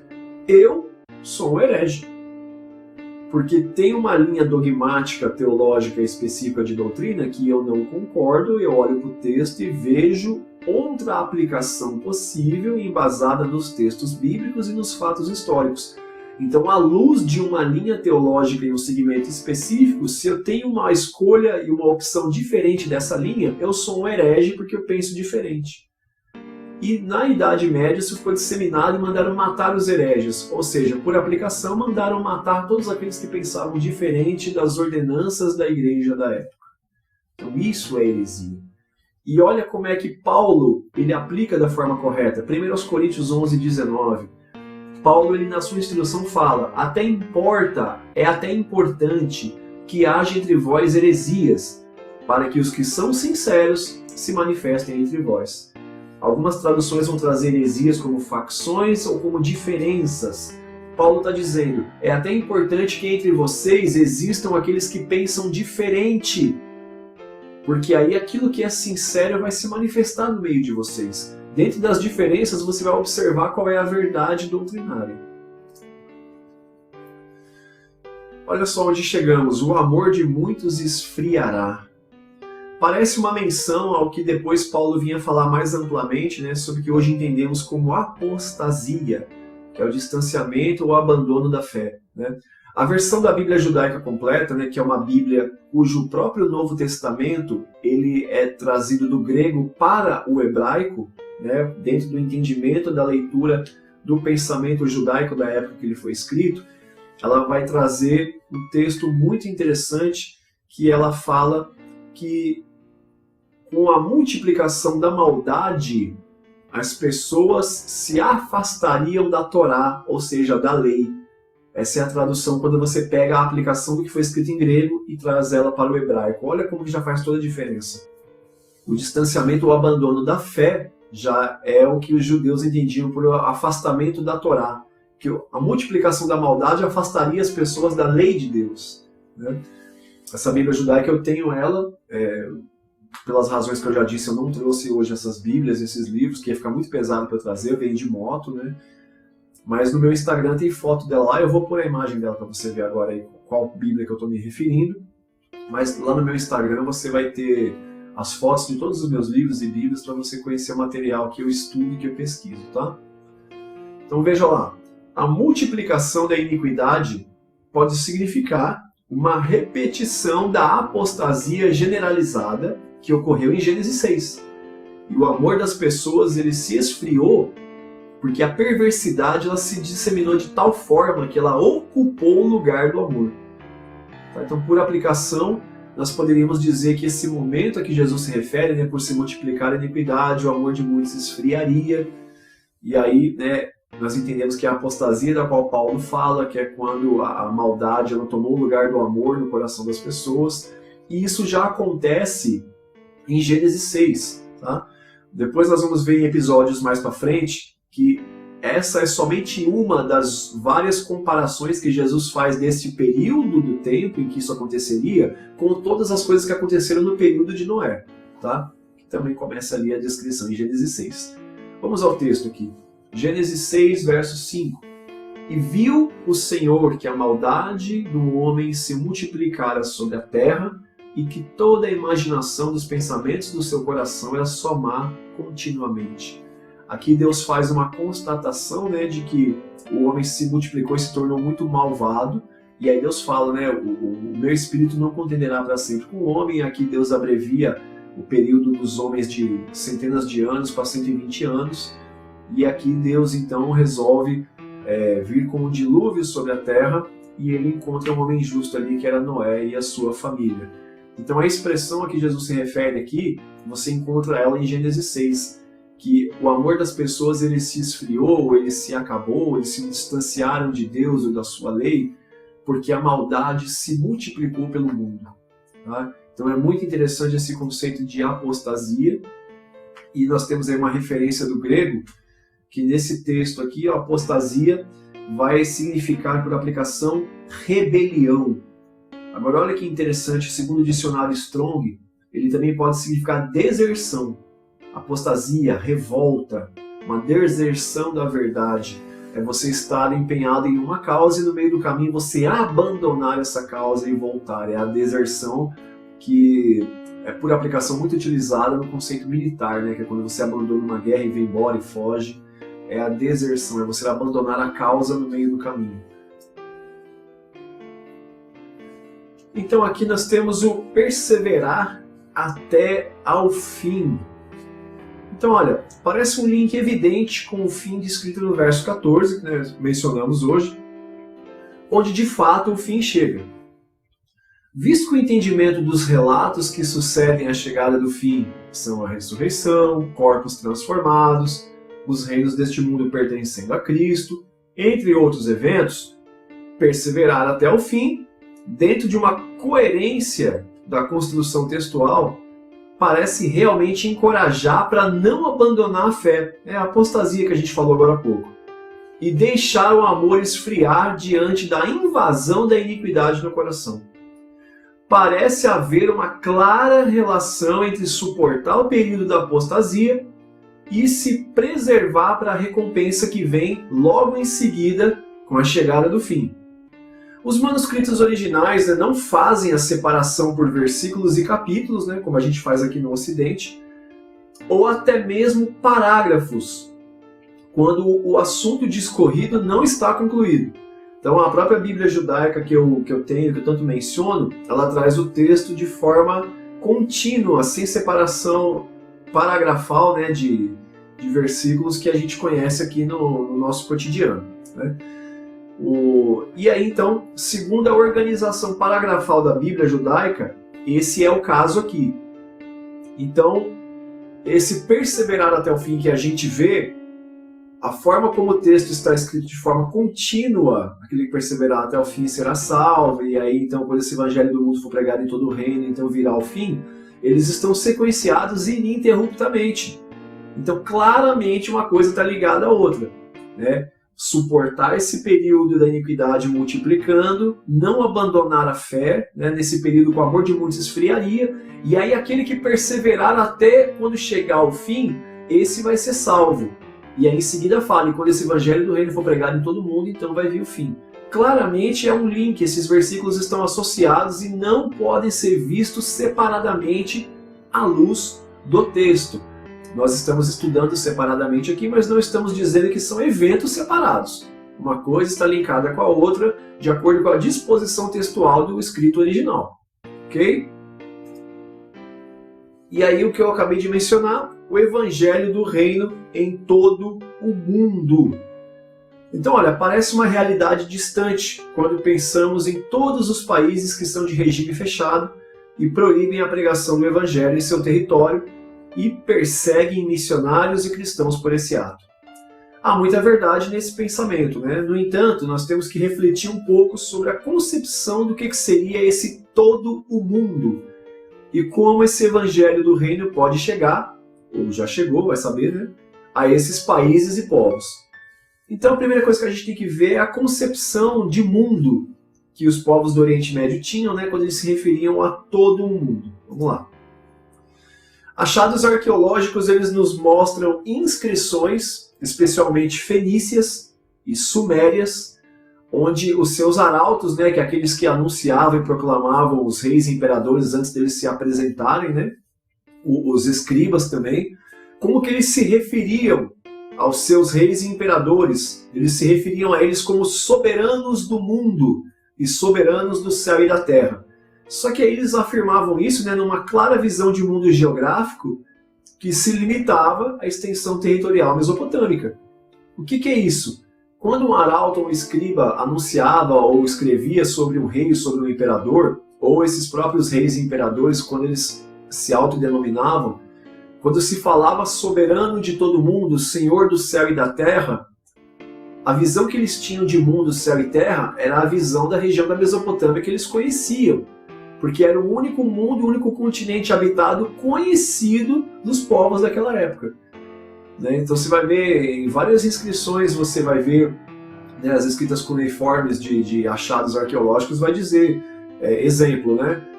Nabonido, soberano do mundo, do céu e da terra, senhor dos quatro cantos da terra, era uma referência de que ele era rei, senhor sobre tudo aquilo que os olhos deles alcançavam e da concepção de mundo habitado que eles tinham. Tá? Então, isso é muito comum nas civilizações antigas, principalmente da região da Mesopotâmia. Tá? Era comum as civilizações antigas acreditarem que a região da Mesopotâmia fosse a única região existente e habitada naquele tempo. Evidências bíblicas mostram a surpresa e até a excitação por parte dos personagens em saber de terras e povos que eles não conheciam, como a rainha de Sabá com Salomão, por exemplo, que você vai encontrar em Mateus 12:42 e todo o capítulo de 1 Reis, capítulo 10. Né? Esse relato da rainha de Sabá, ela fica sabendo da fama de Salomão, que atravessa os mares e chega em Sabá, e ela fica curiosa por saber quem é esse rei tão sábio, tão poderoso.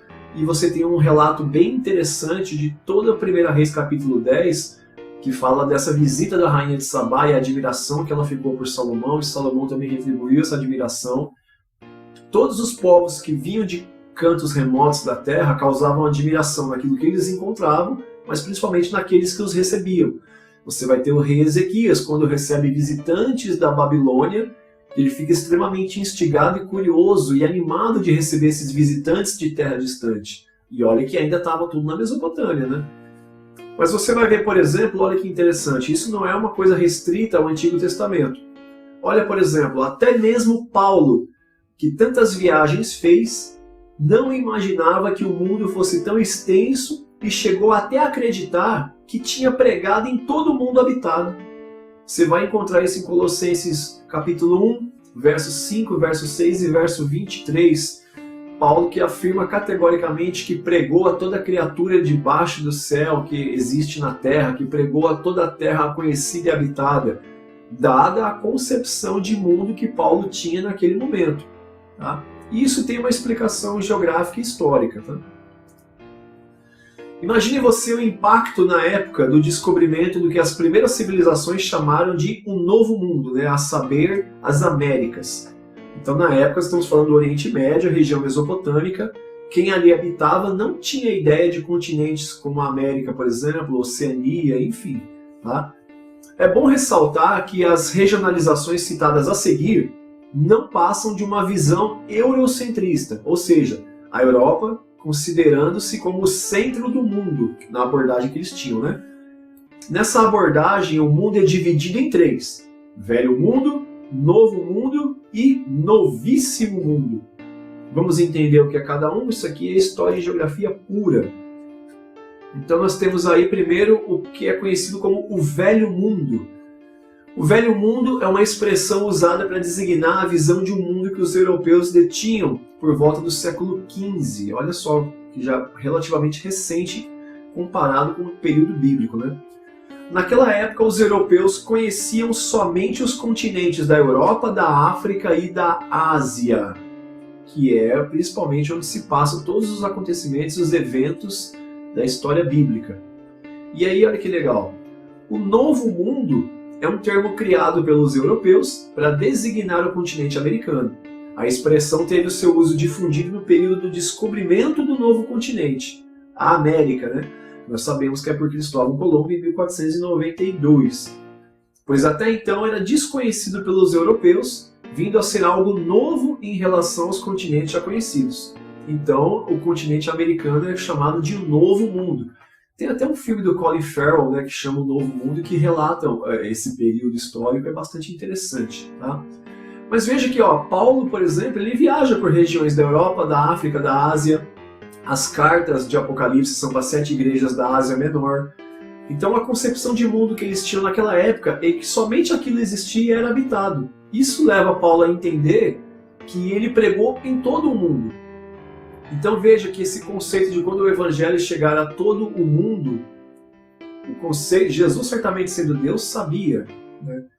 Mas os judeus que tinham ali aquela concepção, eles entendiam que todo o mundo é aquela parte habitada conhecida. Por isso Paulo empenhou-se em viajar para esses 3 continentes, porque ele tinha o interesse de cumprir a ordenança de Jesus à risca em todo o mundo habitado e estabelecer igrejas nesses continentes. Tá? Mas aí olha que interessante, né? A nossa visão ela sempre vai ser mais limitada em relação àquilo que Deus sabe.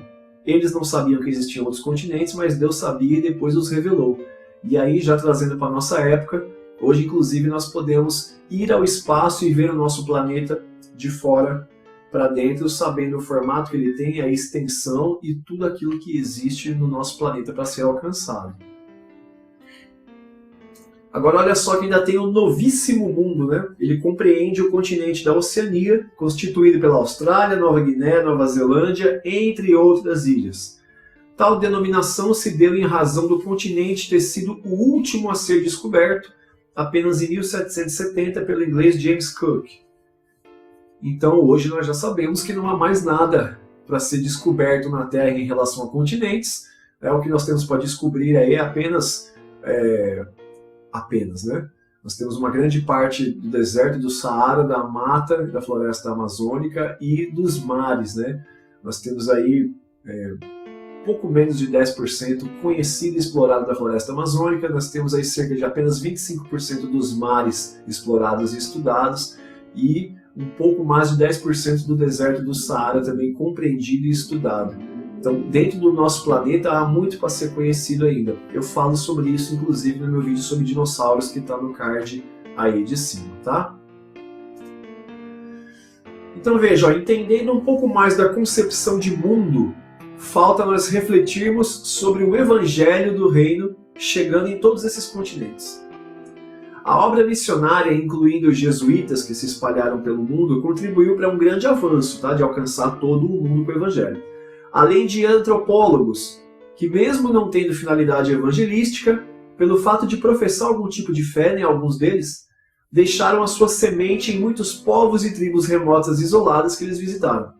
E aí tem uma menção que eu marquei de Don Richardson, é o livro Fator Melquisedeque, eu vou deixar a capa dele para você ver, é um livro preciosíssimo.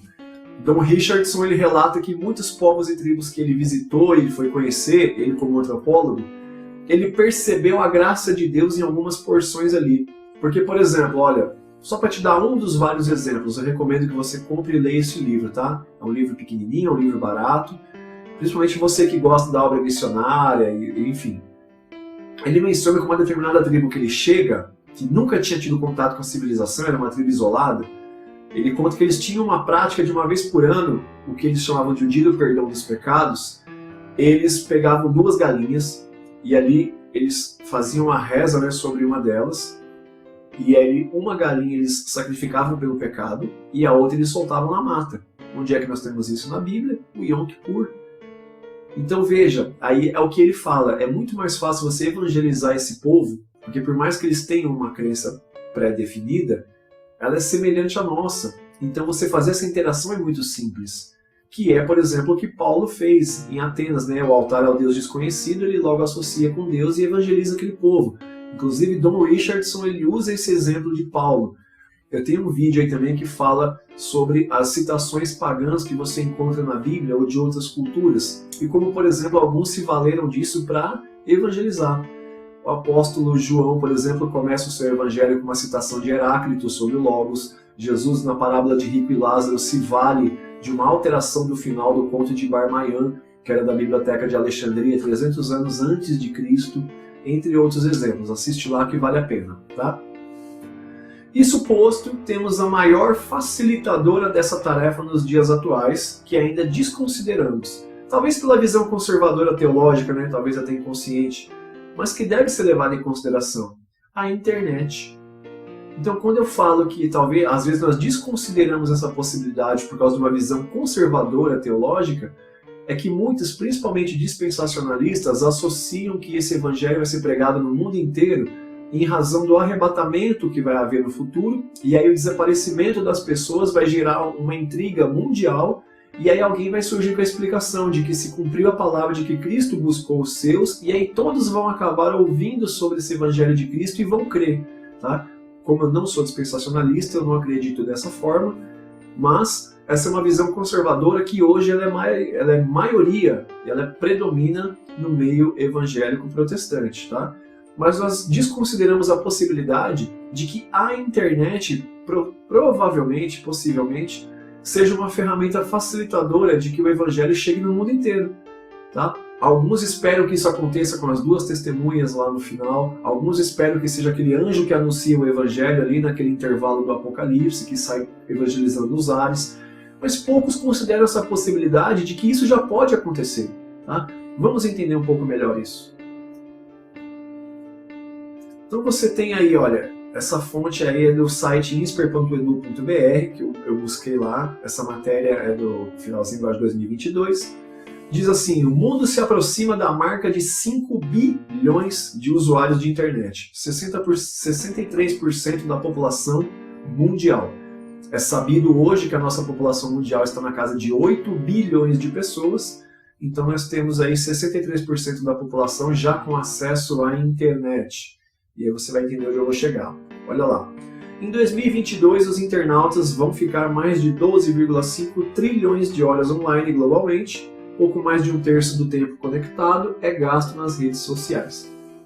Tá? Então essa matéria ela é da transição ali de 2021 para 2022. O nosso número hoje já está mais avançado, mas olha que interessante isso aqui. O número de usuários ativos, né, os que acessam a rede regularmente, no mundo se aproximou de 5 bilhões de pessoas em janeiro de 2022. De acordo com o estudo digital 2022 Global Overview Report, publicado pelo Data Portal, isso representa quase 63% da população do mundo.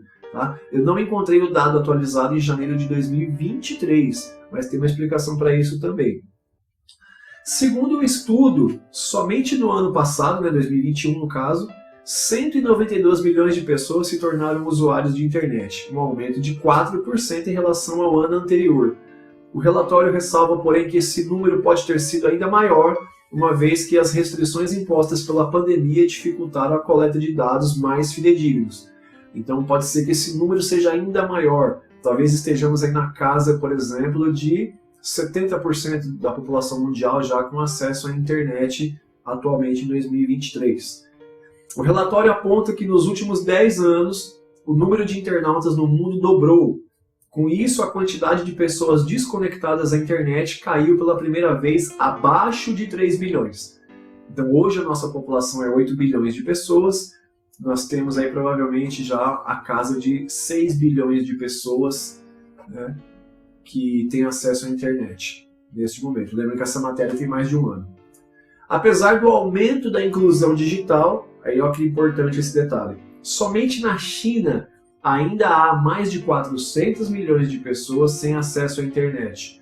No continente africano, são cerca de 840 milhões de pessoas que vivem offline. 840 com 400, 1 bilhão 240 milhões de pessoas neste momento não tinham acesso à internet. 1 bilhão 240, se você colocar hoje com uma casa que nós temos aí já de 6 bilhões aproximadamente confirmados, nós teríamos aí quase que a totalidade da população mundial, que hoje está na casa de 8 bilhões. Então vamos imaginar que esses povos da China e do continente africano aí, a partir de agora passassem a ter acesso à internet. Nós diríamos que toda ou mais de 90% da população mundial tem acesso à internet. E do que isso implica para nós? Pessoas com possibilidade de, pela internet, receber de alguma forma a palavra de Deus. O Evangelho alcançaria todo mundo, correto? Continuando aqui. Nós temos aí um gráfico muito interessante que é a evolução dos números de usuários ativos da internet. Você tem a última coluna aí, a mais alta, janeiro de 2022. 4 bi 950 milhões, né? 5 bilhões aproximadamente em janeiro de 2022, considerando que os dados não são precisos em razão da pandemia que dificultou a coleta de dados. Mas se você pegar, por exemplo, os últimos 7 anos, você vai ver que dobrou a quantidade de pessoas com acesso à internet, né? Então ela sai praticamente aí de 2,5 para 5 bi. Nessa mesma projeção de forma linear e constante, se nós formos matematicamente aplicar isso, nos próximos 7 anos, se dobrar novamente como nos últimos 7, nós vamos ter aproximadamente 9 bilhões de pessoas com acesso à internet. Todo mundo teria acesso à informação em todos os pontos da Terra. E todo mundo teria possibilidade de receber a palavra de Deus através da internet. Muitos esperam que seja, né, a visão literal do anjo voando pelo ar e pregando, as testemunhas ali pregando de forma literal, as duas testemunhas, ou muitos esperam que seja em razão do arrebatamento, mas nós não podemos desconsiderar a possibilidade de que a internet vai fazer com que a palavra do Senhor chegue a todo mundo. Tá? Então isso é algo que deve ser considerado. Nós devemos ter essa concepção do que é o mundo para eles na época, o mundo que nós conhecemos hoje, e como o Evangelho pode chegar a todos os cantos da Terra. Isso deve ser levado, sim, em consideração. Tá? Então vamos lá, para a gente fechar o nosso assunto aqui, nós temos a ramificação, que eu coloquei como ponto central desse episódio de hoje, a internet, a possibilidade de todo o planeta em breve receber a palavra de Deus através do acesso à internet. Ok?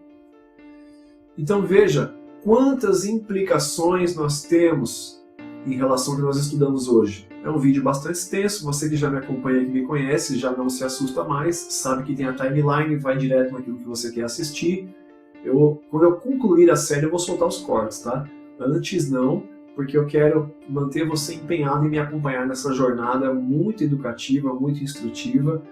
Deus continuando a nos abençoar e nos iluminar para aprender mais da sua palavra, com honestidade teológica principalmente. Tá?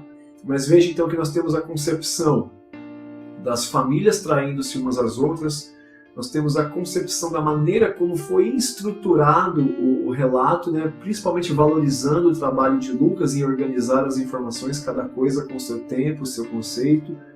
Nós temos aí as considerações de tudo que nós vimos acerca da concepção de mundo, acerca da apostasia, né? Acerca de perseverar até o fim, e qual é o conceito de fim ligado com a apostasia, que refere-se ao período de Noé em Gênesis 6.